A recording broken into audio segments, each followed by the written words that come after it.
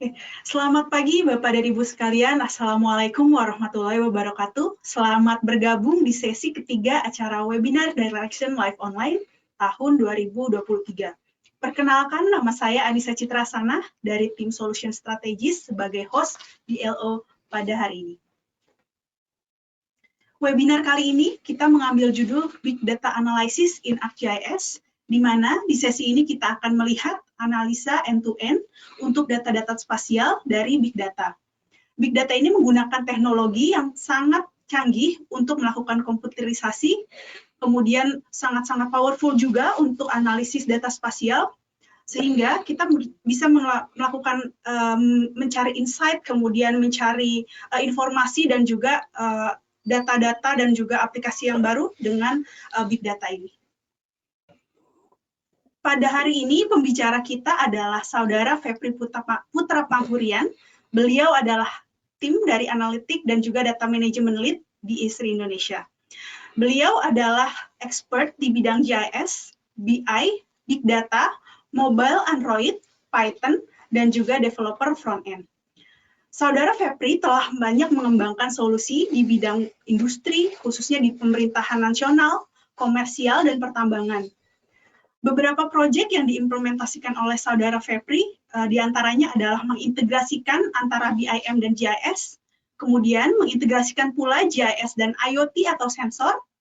Data-data ini kemudian mereka analisis untuk mencapai sebuah analisis big data dan juga real-time analysis. Oke, apabila Anda ingin mengajukan pertanyaan, Anda dapat memasukkan pertanyaan Anda kapan saja selama presentasi berlangsung dengan memasukkan pertanyaan ataupun feedback Anda ke dalam panel GoToWebinar yang ada di sisi kanan. Di akhir acara, kita akan juga menampilkan pertanyaan dari Bapak Ibu sekalian untuk dijawab dan juga dibahas langsung oleh presenter kita hari ini. Oke, baiklah. Langsung saja kita mulai sesi presentasi kepada Saudara Febri. Waktu dan tempat saya persilakan. Oke, terima kasih Mbak Nisa. Assalamualaikum warahmatullahi wabarakatuh. Selamat pagi semuanya. Ya, perkenalkan nama saya Febri Putra Panghurian. Saya Data Management Lead di Esri Indonesia.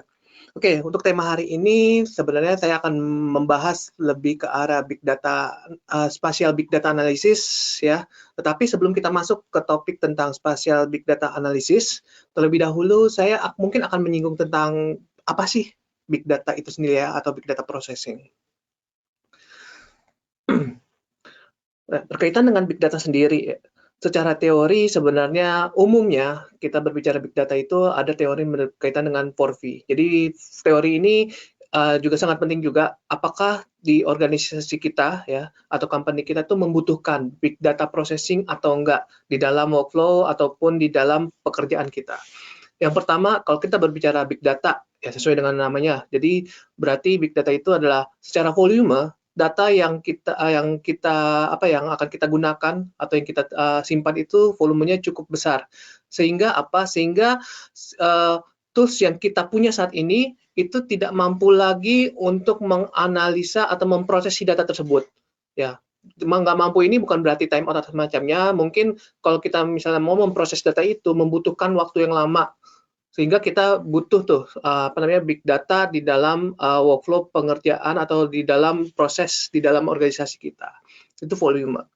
Yang kedua adalah velocity. Jadi kalau kita berbicara big data, velocity atau pertumbuhan data atau data yang dimasukkan ke dalam sistem kita itu sangat cepat. Contohnya sendiri ya untuk data yang bervelocity tinggi itu seperti data-data IoT yang dimana kita mempunyai sensor-sensor yang nodes-nya itu mungkin lebih dari 1000 atau ratusan ribu, dan juga ingestion data ke dalam sistem tersebut itu cepat, sehingga itu juga sebenarnya juga sinkron juga terhadap volume, sehingga volume data yang kita punya pun juga semakin besar juga yang akan kita simpan ke dalam big data. Kemudian ada variety. Nah, di big data sendiri kita tidak hanya menyimpan data-data yang bersifat tabular atau tekstual. Jadi data yang kita simpan pun juga beragam, mulai data yang tidak terstruktur atau unstructured, kemudian data yang data-data yang bersifat audiovisual atau imagery itu bisa kita simpan juga ke dalam big data storage atau biasa kita sebut dengan data lake. Jadi kalau data-data misalnya imagery ini misalnya dari data Sentinel ataupun data-data bisa dari drone yang kita akuisisi, bisa tuh kita simpan ke dalam data lake. Tetapi nanti saya akan bahas juga ya untuk konteks untuk pertemuan hari ini, saya tidak akan membahas berkaitan dengan pengolahan data citra atau data imagery, tapi lebih ke arah data tekstual ya, baik itu structure atau unstructured yang ada untuk pemrosesan data yang bervolume besar. Dan yang terakhir adalah veracity. Jadi untuk big data sendiri, 4V-nya yang terakhir adalah veracity. Jadi bagaimana proses kita melakukan kayak filterisasi dari data yang ingin kita masukkan ke dalam data storage big data kita. Jadi kita butuh kayak semacam ingestion ataupun tools-tools yang berkaitan dengan ETL atau ELT itu untuk bisa melakukan pemrosesan data sebelum kita simpan. Jadi salah satu hal yang penting terhadap big data itu sendiri adalah data manajemennya. Ya. Jadi bagaimana kita memanage data itu sehingga bisa nanti kita proses di analisis selanjutnya. Nah, berkaitan dengan dengan 4V tadi. Jadi saya coba memilah-milah dan saya coba membagi beberapa tools berkaitan dengan big data. Jadi big data itu kita tidak berbicara big data itu suatu konsep. Ya, jadi kita berbicara arsitektur, di mana di arsitektur sendiri itu melibatkan banyak tools atau aplikasi di dalamnya. Dan aplikasi-aplikasi ini sebenarnya kalau kita berbicara tentang big data sendiri, itu ada layer-layer sendiri tuh berkaitan dengan big data arsitektur. Nah, di dalam layer-layer itu juga ada tools-tools yang kita pakai untuk di dalam arsitektur dari big data kita. Nah, di sini saya coba bagi menjadi 4. Yang pertama adalah data storage atau tempat penyimpanan dari big data kita. Biasanya common kita menggunakan HDFS ya. Ada file system dan turunannya, di sini turunannya kita bisa menggunakan HBase ataupun Hive ataupun Cassandra. Nah, di dalam ArcGIS sendiri sebenarnya kita juga punya namanya data storage untuk data big data ya untuk skala besar, itu spatiotemporal. Kemudian untuk ingestion. Nah, untuk ingestion sendiri merupakan tools yang kita pakai untuk mengakuisisi data atau menggather data, baik itu data source dari luar sistem kita ataupun mungkin kita mau memproses lagi dari data lake kita. Nah, di sini yang biasa dipakai ya, itu ada Apache Scoop yang sering dipakai, ataupun yang lebih scripting, kita bisa menggunakan Airflow yang common biasa digunakan untuk proses ingestion ataupun proses filtering data sebelum kita masukkan ke dalam data storage. Dan juga salah satu tools yang di ArcGIS Enterprise, kita punya yang namanya GeoEvent Server. Mungkin kalau rekan-rekan atau yang udah menyaksikan sesi webinar sebelumnya tentang GeoEvent, ya bisa tuh melihat bagaimana GeoEvent in action untuk melakukan pemrosesan data, baik itu data dari sensor-sensor stasioner, ya, atau misalnya sensor-sensor GPS, bahkan bisa melakukan analisis secara real time, ya, spatial real time analysis menggunakan GeoEvent. Kemudian nextnya untuk analisis sendiri, biasa common kita menggunakan Spark Cluster atau ya Apache Spark, dan di ArcGIS Enterprise dan juga yang saya akan singgung banyak di hari ini kita berkaitan dengan ArcGIS Enterprise dengan produknya itu GeoAnalytics Server ataupun GeoAnalytics Desktop dan juga GeoAnalytics Engine. Dan yang terakhir, setelah kita sudah melakukan penyimpanan data, udah kita akuisisi juga menggunakan ingestion tools, kemudian kita analisis ya si datanya ini menggunakan Spark ataupun GeoAnalytics. Nah, next selanjutnya adalah memvisualisasikan dari hasil dari analisis yang udah kita lakukan. Nah, di sini kita bisa menggunakan Power BI, Tableau, atau di ArcGIS Enterprise banyak tools yang bisa kita pakai. Misalnya kita menggunakan Operation Dashboard, ArcGIS Insight, atau ArcGIS Notebook juga ya, sebagai media visualisasi dari hasil data di analisis kita. Oke, mungkin sebelum Mas Febri lebih lanjut membahas teknikal tentang big data ini, saya punya satu pertanyaan nih. Mungkin sama juga pertanyaan-pertanyaan ini yang ada di benak rekan-rekan yang sedang menyaksikan, terutama yang sedang fokus di industri masing-masing.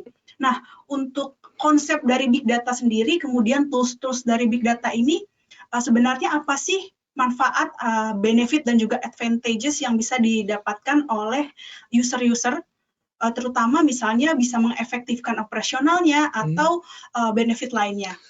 Oke. Kita berbicara konteksnya untuk spasial ya. Biasanya kalau kita bicara big data sendiri, kita lebih ke arah pengolahan skala besar, tetapi untuk data yang tabular. Nah, dengan adanya apa sih manfaatnya kalau misalnya kita bisa melakukan spatial analisis di big data kita. Nah, mungkin saya akan coba kasih contoh ya berkaitan dengan apa manfaat dari spatial analisis kalau kita melakukannya di big data atau dengan skala besar. Misalnya di sini contohnya kita bisa melakukan clustering ya terhadap dataset yang ukurannya skalanya besar. Jadi ini dataset New York Uber pick up. Jadi ini data berkaitan si Uber mempick up si customer-nya di New York City. Jadi kalau kita bicara datanya itu datasetnya ini cukup besar dan juga mungkin bisa di-download juga ya di dalam Kaggle. Nah, kalau di Kaggle sendiri kalau dilihat dari datasetnya sendiri banyak sudah orang-orang itu melakukan pengolahan datasetnya itu secara tabular. Nah, tetapi kalau misalnya kita bisa melakukan secara spasial, manfaatnya tuh kurang lebih seperti ini. Jadi dari data-data set yang ada nih mungkin kelihatannya agak chaos ya. Kita punya data set secara spasial temporal. Nah, kita coba melakukan clustering. Jadi titik mana yang sering Uber itu ngejemput customer-nya. Nah, dari situ kita bisa melihat dari data set secara dari tempat dan waktu dan juga dilihat juga utilisasinya. Ini kita menggunakan GeoAnalytics desktop ya. Jadi dengan menggunakan GeoAnalytics desktop ya kita bisa memproses dataset yang cukup besar ini dengan mengoptimalkan seluruh core yang ada di dalam desktop komputer kita. Sehingga pemrosesannya jauh lebih cepat dan kita bisa mendapatkan insight juga lebih cepat dengan menggunakan GeoAnalytics desktop ini. Nah, manfaatnya tadi kita bisa tahu nih, titik-titik mana yang menjadi pick up yang sering Uber itu melakukan pick up customer-nya di tempat tersebut. Kemudian apa manfaatnya yang lain? Dari GeoAnalytics sendiri ya kita sebenarnya dengan data-data set yang data spasial yang cukup besar, kita juga bisa melakukan browsing terhadap data set tersebut. Misal kita pengen tahu nih berapa tempat-tempat yang sering kayak semacam ini ya. Kita misalnya mau melakukan eksplorasi datanya, kita mau melakukan slicing terhadap waktu, itu juga lebih interaktif dibandingkan kita menggunakan sekedar melihatnya secara tabular. Dengan adanya spatial platform, kita bisa melihat tuh titik-titik kalau misalnya kita punya data spasial ya atau tempat tertentu, itu bisa kita browsing, kita visualisasi juga lebih interaktif juga tuh. Gitu. Nah, next yang berikutnya ini berkaitan memanfaatkan data spasial untuk misalnya data-data sensor. Misalnya di sini contohnya kita pengen tahu nih level ozon dari suatu wilayah. Misalnya kita punya ini ya sensor kualitas udara nih. Kemudian kita taruh di titik-titik tertentu, kita tangkap datanya, kemudian kita pengen tahu nih kita pengen tahu daerah mana yang yang kualitas udaranya tuh di luar ambang batas yang sudah kita tentukan. Nah, di sini contohnya kita menggunakan detect incident, kita pakai formulasi ya, kita punya formulasi tertentu, kita batasin threshold-nya, habis itu kita load datanya. Nah, di sini kita menggunakan GeoAnalytics server ya. Di sini kita bisa, kalau di ArcGIS Enterprise, ArcGIS Platform, kita nggak hanya melakukan analisis spasial secara desktop ya di dalam laptop kita sendiri, tetapi kita bisa melakukan analisis big data menggunakan web platform. Nah, di sini datasetnya di load dan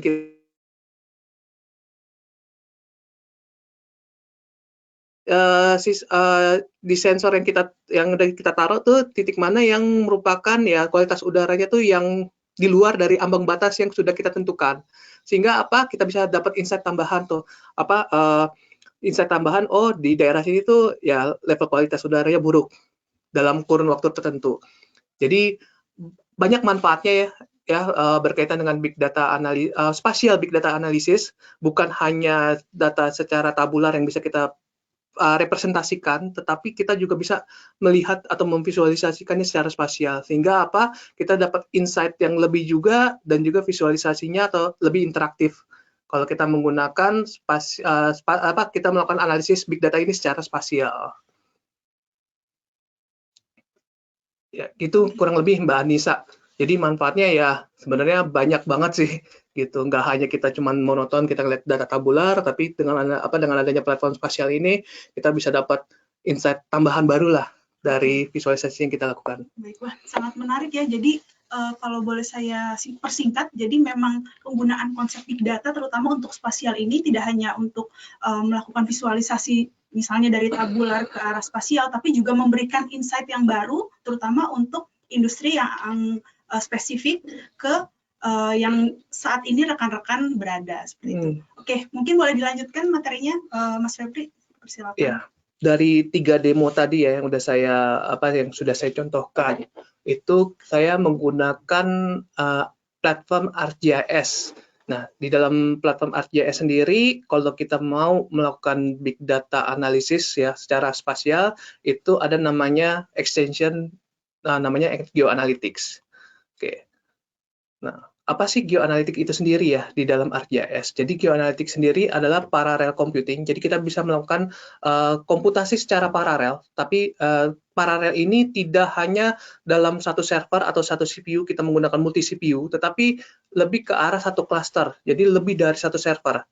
Yang dimana kita bisa melakukan analisa data dengan skala besar secara cepat, dan juga untuk GeoAnalytics ini kita memproses data-data vektor ataupun tabular data. Jadi konteksnya kan untuk GeoAnalytics ini hanya memproses data tabular yang berbau spasial. Mungkin kalau nanti ada data-data berkaitan dengan imagery ya atau data-data raster, mungkin di lain kesempatan ada webinar yang membahas lebih ke arah pemrosesan data secara data raster ini. Kemudian di dalam GeoAnalytics sendiri ya yang membuat platform ini powerful, jadi tidak hanya secara visualisasi kita bisa tampilkan si data skala besar ini data skala besar ini secara spasial ya menggunakan GIS, tetapi di dalamnya sendiri sudah ada tools-tools berkaitan geoprocessing atau analisis yang sudah disediakan di platform ini. Jadi kita tidak perlu sebagai developer, kita tidak perlu lagi melakukan scripting ulang, membuat logic ulang, ataupun ya kita mencari-cari library. Jadi udah one stop solution juga di dalam ArcGIS ini. Jadi kita sesuaikan kebutuhan analisis kita seperti apa, kita lihat apakah di ArcGIS ada, itu bisa kita manfaatkan. Jadi cuma tinggal masukkan parameter-parameternya. Oke. Nah, tadi untuk GeoAnalytics sendiri ya, GeoAnalytics sendiri sebenarnya di dalam ArcGIS ini ada tiga produk di dalam katalognya. Yang pertama adalah GeoAnalytics Server. Jadi dia ada di atas ini ya, ArcGIS Enterprise. Di sini kita bisa membangun cluster ini ya, GeoAnalytics di dalam organisasi kita. Nah, syaratnya sendiri kalau kita pengen punya nih GeoAnalytics Server, kita membutuhkan pertama ya ArcGIS Enterprise dan juga plus extension GeoAnalytics Server, sehingga kita bisa membangun cluster berkaitan pemrosesan big data di dalam ArcGIS Enterprise. Itu GeoAnalytics Server. Kemudian untuk yang kedua adalah GeoAnalytics Desktop. Jadi GeoAnalytics Desktop ini sebenarnya ArcGIS Pro, jadi versi desktop dari si ArcGIS ya. Jadi kita bisa mengoptimalkan CPU yang ada di desktop kita untuk pemrosesan data skala besar ini, dan ini kita membutuhkan advanced license. Jadi kalau user-user yang sudah punya ArcGIS Pro dan license-nya advance, sebenarnya bisa mencoba ya atau mencicipi berkaitan dengan parallel processing atau multi CPU proses di dalam laptopnya masing-masing untuk pemrosesan data-data big data. Mungkin kalau misalnya mau memproses data org ataupun parquet, itu bisa tuh kita coba-coba dulu di GeoAnalytics Desktop, baru bisa kita publishing. Kalau misalnya kita pengen share, kita membutuhkan GeoAnalytics Server untuk mempublishing berkaitan geoprocessing ataupun hasil dari analisisnya. Itu bisa kita publishing menggunakan GeoAnalytics Server. Nah, kemudian yang lebih spesial lagi sebenarnya produk satu ini yaitu GeoAnalytics Engine. Jadi GeoAnalytics Engine ini kita bisa melakukan parallel processing, tetapi tidak menggunakan ArcGIS Enterprise, tetapi kita melakukan komputasinya di atas Spark Cluster. Jadi kalau misalnya user-user nih yang infrastruktur big datanya atau big data stack-nya itu udah mature, punya Spark Cluster, nah dan juga mungkin pengen mencicipi berkaitan dengan spatial analysis, bisa tuh menggunakan GeoAnalytic Engine. Jadi di GeoAnalytic Engine ini kalau kita di Spark Cluster itu bisa tuh kita manfaatkan Spark Cluster buat analisis spasial gitu. Dan juga yang spesialnya lagi untuk GeoAnalytic Engine ini kita licensingnya mungkin akan saya bahas. Licensingnya itu cukup cukup fleksibel. Jadi kalau misalnya kita lagi nggak membutuhkan spatial analisis, jadi nggak perlu jadi lisensinya itu kredit, jadi kita nggak perlu kreditnya ini nggak akan berkurang, dan juga lebih fleksibel kalau misalnya kita pengen spatial analisis tuh cuma sewaktu-waktu aja, nggak sering kita melakukan spatial analisis di platform kita. Baik. Mas Febri. Jadi sangat menarik ini. Jadi ArcGIS terutama untuk big data analysis ini sangat powerful ya. Terutama tadi teknologi geoanalytics yang tersedia oleh Esri sudah disediakan. Nah, dari ketiga produk ini kira-kira mana sih yang paling mandatory untuk dimiliki oleh user yang mungkin sedang menyaksikan? Mungkin apakah langsung ke arah yang engine geoanalytics atau yang versi desktop dulu? Mungkin dari Mas Febri ada nih rekomendasi?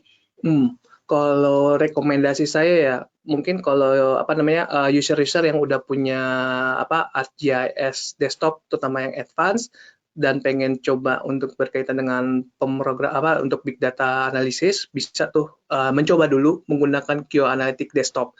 Nah, tetapi kalau misalnya udah di tahap misalnya dari hasil pengolahan GeoAnalytic desktop ini sudah pengen di-share ya ke dalam satu organisasi, itu bisa tuh menggunakan GeoAnalytic server yang on-premise untuk mendeploy proses analisis yang mereka sudah lakukan ke dalam satu company seperti itu. Nah, tetapi kalau misalnya katakanlah nih company ini lebih banyak programmer ataupun data scientist dan pengen coba nih berkaitan dengan pemrosesan spasial dari ArcGIS.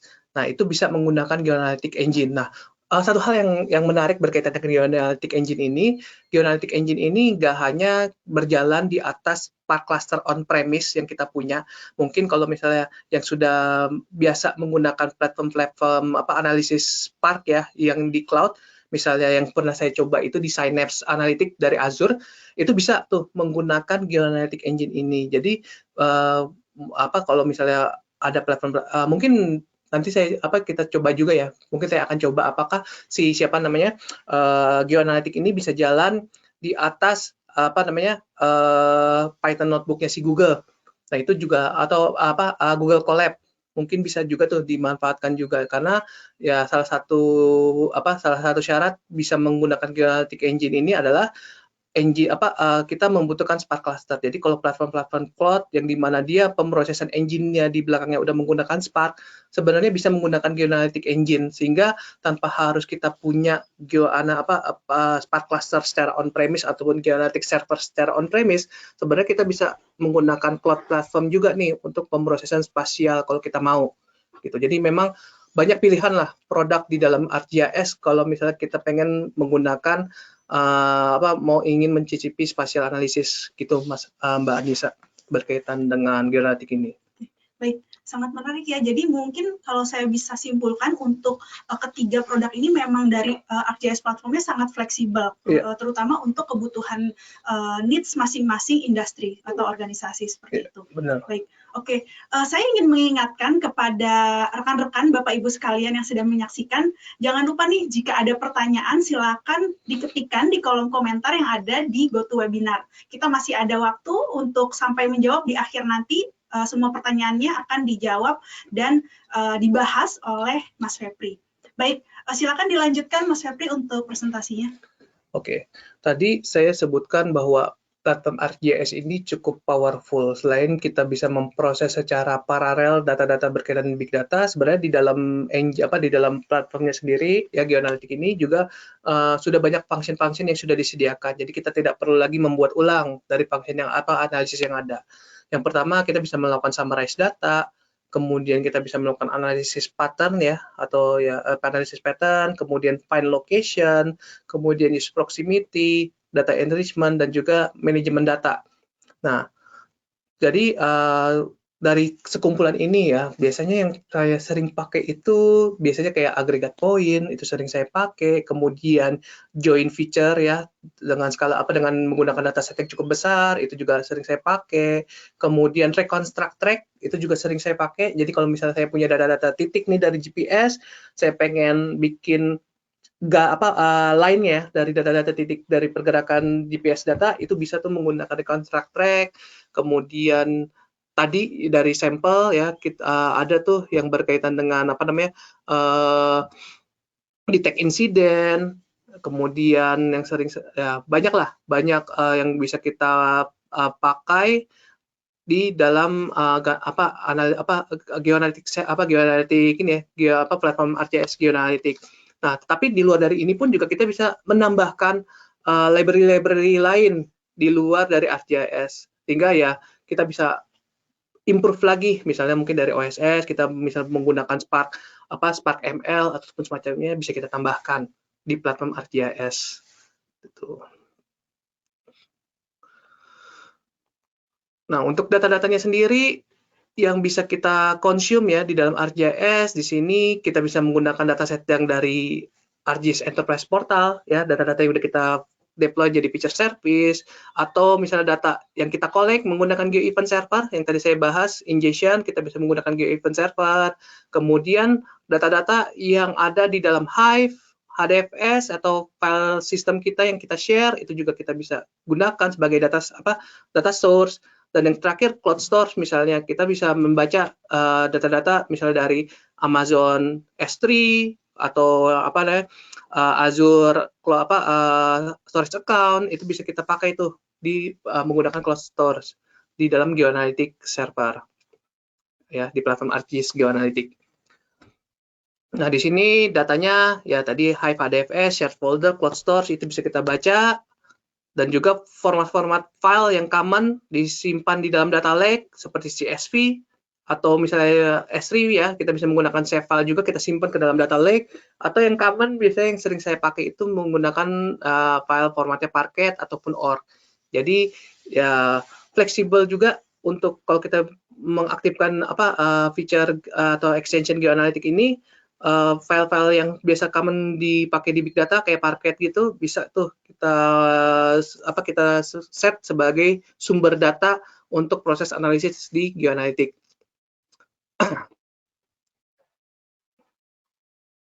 Dan nah ini kurang lebih ya berkaitan dengan data source sendiri. Jadi di sumber datanya sendiri kita bisa melakukan pointing terhadap HDFS ya on premise yang kita punya. Ya di sini dilihat ya kita pointing terus jadi kayak sumber data ya di dalam ArcGIS server. Nah, ini sebenarnya bisa sumber data ini bisa kita pakai juga nih sebagai dataset untuk kita melakukan proses analisis nanti di Geoanalytic server ya, ini di platformnya ArcGIS Enterprise, jadi ini Geoanalytic server.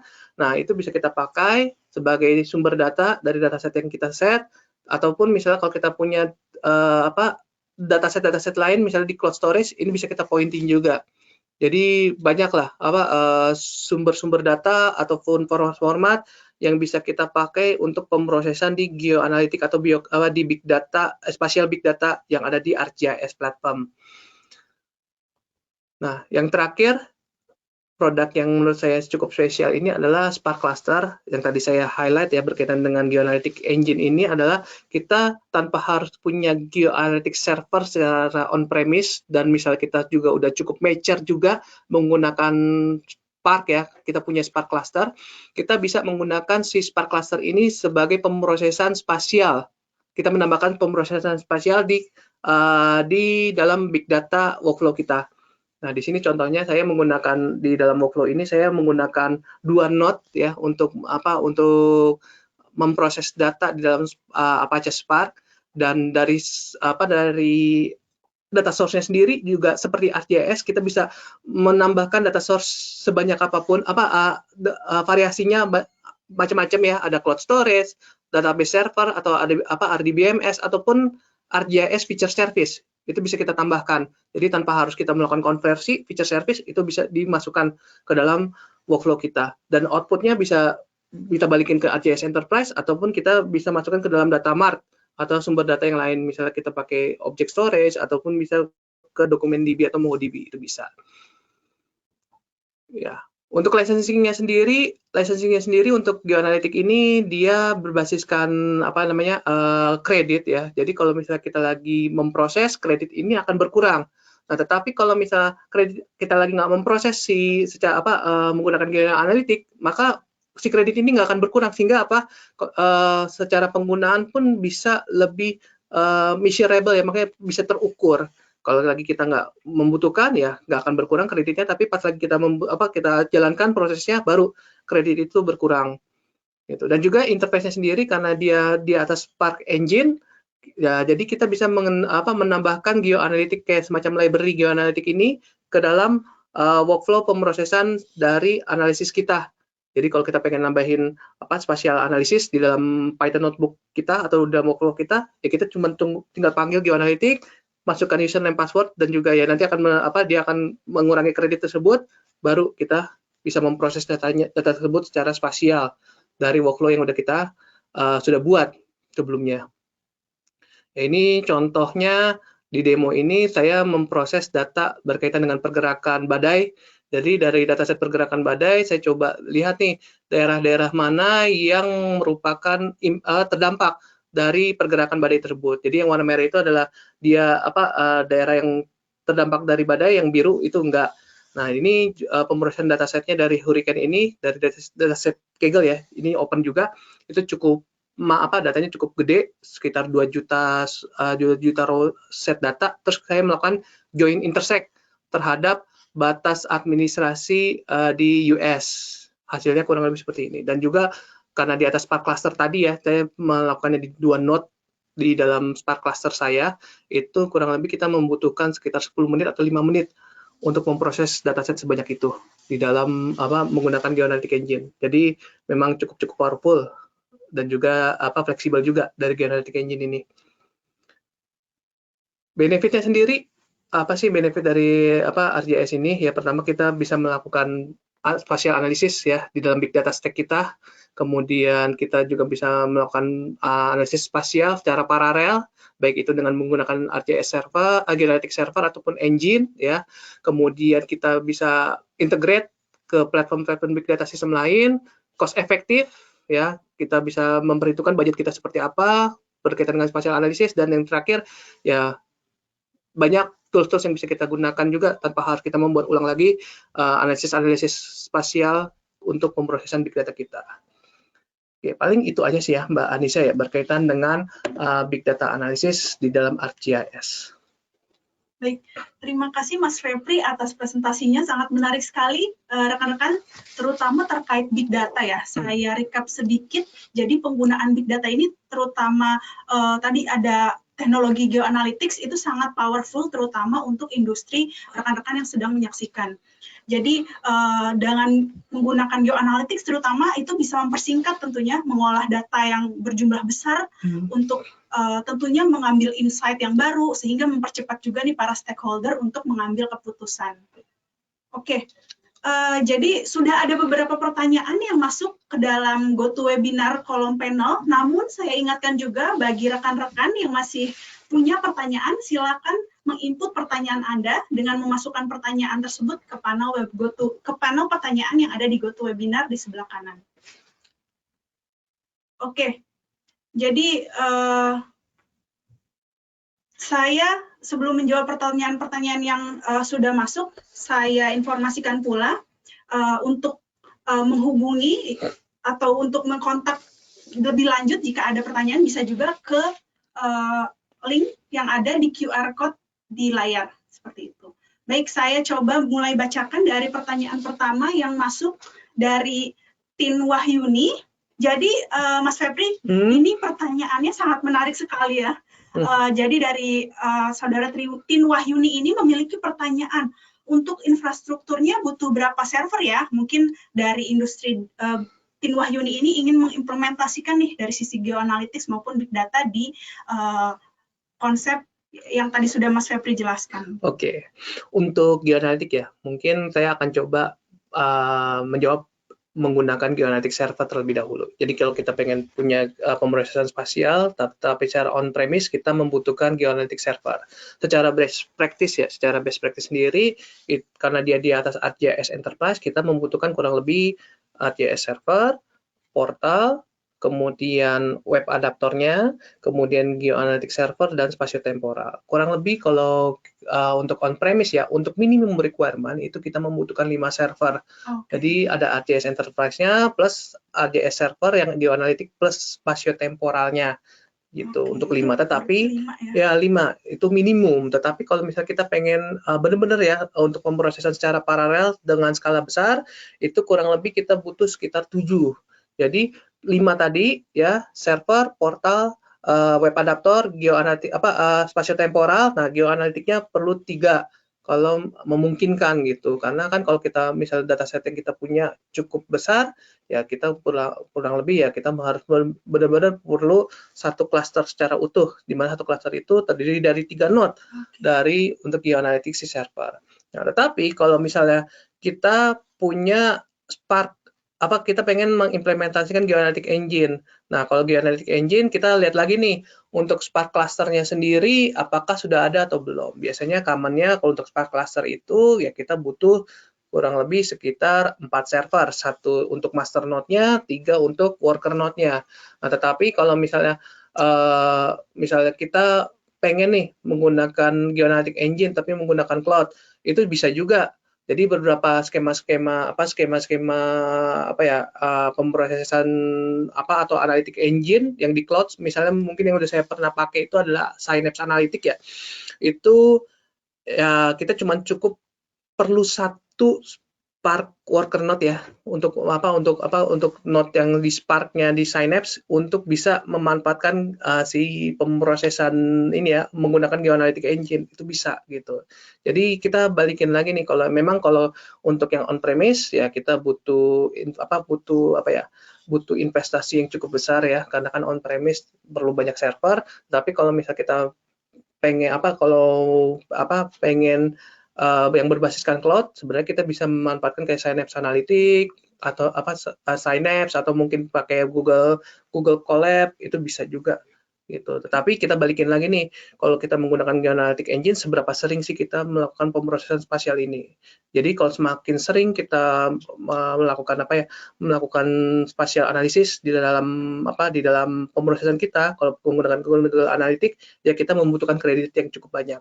Ya, tetapi kita lihat lagi nih, kan karena kita menggunakan kredit, kita harus tahu nih sekali butuh berapa banyak dalam 1 tahun.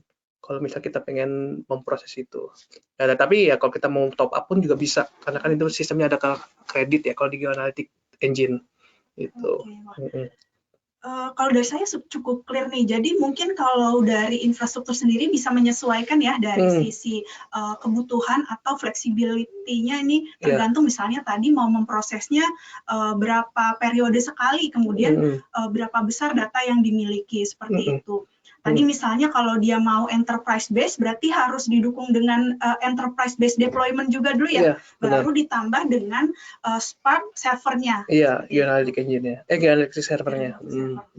Jadi memang seperti itu dari saudara Tin Wahyuni, semoga sudah clear ya dari pertanyaannya. Baik, kita langsung masuk ke pertanyaan nomor 2. Jadi dari nomor 2 ini ada pertanyaan dari Rifki Kamala. Jadi dari saudara Rifki ini ada 2 pertanyaan. Yang pertama, bagaimana cara mengakses service geolocation? Kemudian yang kedua, bagaimana bisa mendeteksi nama jalan berdasarkan koordinat yang kita punya.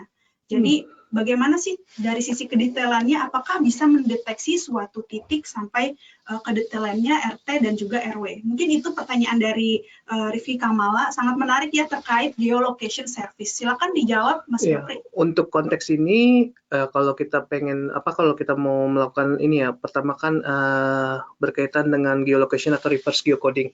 Nah, kalau di dalam parameternya sendiri, ya kita bisa memanfaatkan geocode service dari punya yang ada di Esri. Nah, tetapi dengan catatan untuk geocode service itu kita membutuhkan kredit, terutama kredit di ArcGIS Online. Nah, itu diperhatikan baik-baik aja ketika kita melakukan geocode service ini, jangan sampai kredit kita tuh habis karena kemakan melakukan si geoprocessing tersebut. Nah, tapi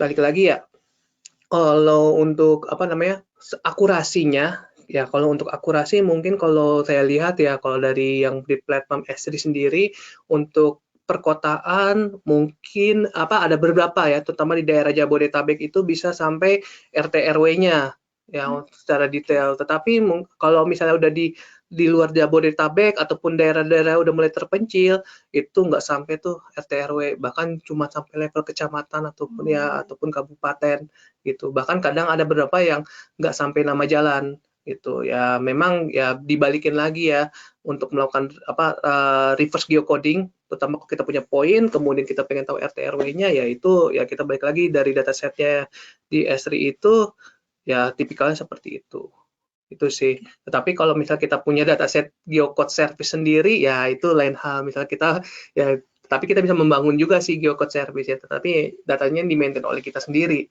bukan dari provider seperti Esri gitu. Baik, jadi tadi dari jawaban Mas Febri sudah cukup clear ya. Jadi kalau saya boleh merekap, dari akses service geolocation sendiri sebenarnya sudah disediakan ya dari Esri gitu. Tapi mungkin catatannya dari rekan-rekan nih, jika ingin menggunakannya bisa sizing dulu kira-kira berapa kredit sih yang bakal terkonsum seperti itu. Kemudian tadi untuk menggunakan service yang ada di Indonesia, catatannya kalau di luar Jabodetabek mungkin perlu dicek kembali apakah nama jalannya sudah sesuai standar atau belum, karena takutnya ada yang tidak terdetek seperti itu ya Mas Febri. Iya, jadi harus direview lah kira-kira ya si service yang ditawarkan di Esri itu apakah sudah cukup sesuai dengan standar yang kita mau atau enggak gitu. Tapi yang saya tahu sih ya nggak detail, terutama untuk data-data yang di daerah terpencil. Itu aja sih. Atau mungkin option lain ya tadi seperti yang sudah disebutkan Mas Febri, bisa dengan menggunakan data jalan sendiri. Nah, itu berarti memodelkannya perlu di ArcGIS berbasis desktop dulu ya? Iya, jadi kita ya harus bikin ini ya geocode geocode service sendiri, datasetnya kita bangun sendiri gitu ya. Tapi memang effort ya internal kita sendiri gitu sih.